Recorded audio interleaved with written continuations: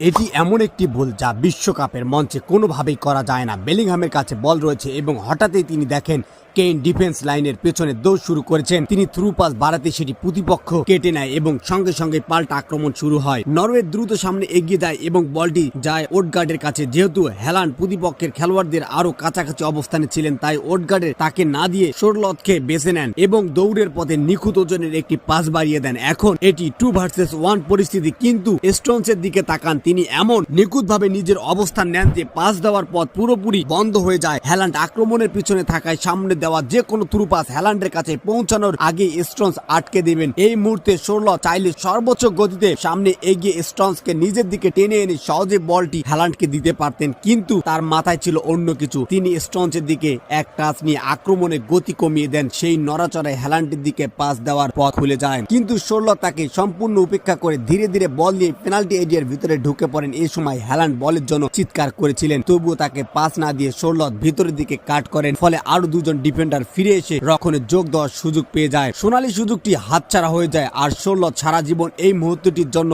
আফসোস করবেন, কারণ এই গোলটি নরওয়েকে সেমিফাইনালে পাঠাতে পারত।